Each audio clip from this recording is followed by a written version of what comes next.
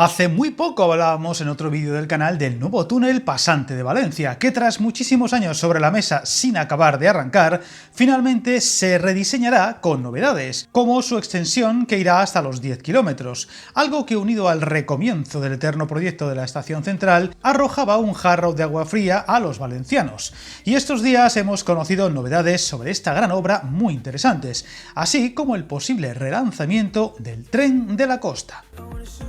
Está claro que tenemos por delante bastantes años de múltiples noticias alrededor de estos proyectos, aunque estos días se han dado detalles a destacar, como que la extensión del túnel pasante para evitar la Huerta Norte, espacio protegido, tendrá un coste extra de 300 millones de euros, aunque sobre todo lo más destacable ha sido el intento por poner una fecha plausible y lejos de triunfalismos en torno al túnel en sí y probablemente también la nueva estación central de Valencia, que se quiere tener lista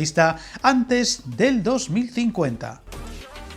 Evidentemente la fecha es cuando menos tramposa, ya que no se arriesga en nada, aparte de ser extremadamente prudente, dada la envergadura de lo que habría que hacer, y que a pesar de la buena marcha del canal de acceso, todo apunta a que los valencianos tendrán que volver a armarse de paciencia y conformarse con que los plazos vayan avanzando y no regresen los tiempos de parálisis total, por lo que a pesar de darse fechas muy alejadas y conservadoras, hay que ver esta prudencia como algo mejor de lo visto hasta ahora, donde obras de gran envergadura tenían calendarios y fechas que nunca se cumplían, suponiendo una constante frustración para el ciudadano.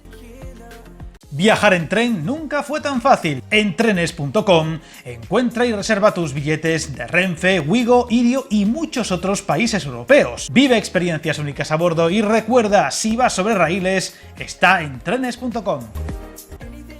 Todo apunta a que el túnel y la nueva estación tendrán un coste que superarán los 2.000 millones de euros, cerca de la mitad solo para la nueva estación. Una mega obra que será la guinda de la transformación ferroviaria de la capital del Turia y epicentro del corredor mediterráneo, recordando que se está trabajando en un estudio complementario para prolongar el túnel hasta Albuixec y pasar la Horta, separando este de la tramitación ambiental del tramo Albuixec-Castellón, para descongestionar ese tramo lo antes posible y que será necesario rediseñar con un nuevo concurso la estación central, que será pasante en 3 niveles y que dejará a las actuales Nor y Joaquín Sorolla en fondo de saco en el recuerdo. Otro detalle que se ha dejado caer es sobre el diseño del túnel en la zona de la Huerta Norte, que dada su especial sensibilidad medioambiental, tendrá que ejecutarse adaptándose a los patrones del territorio y a las pendientes naturales del terreno, evitando taludes y plataformas sobre la rasante natural que dificulten la percepción de la huerta y la evacuación natural de las avenidas de agua, por lo que todo hace pensar que será un trazado soterrado o en trinchera.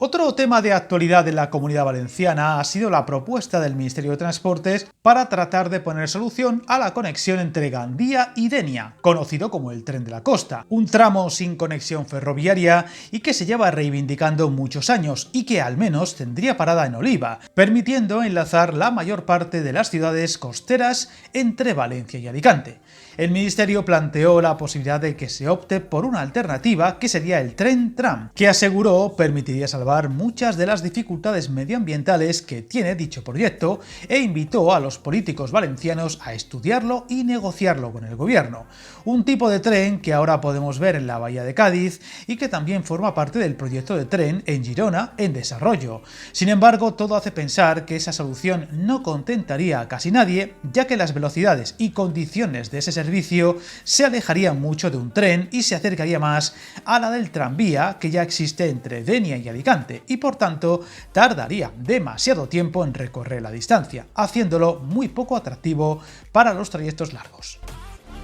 Aún así, la propuesta puede ayudar a, al menos, volver a retomar este proyecto tan olvidado a pesar de su relevancia y quizá desemboque en algo más concreto y que ayude a sacarse adelante, por lo que estaremos muy pendientes. Una Comunidad Valenciana que parece siempre es noticia, aunque no en todos los casos para bien, y esperemos que pronto tengamos más cosas que contar y estas sean buenas. Suscríbete al canal y recuerda, hasta el camino más largo se inicia con un primer paso.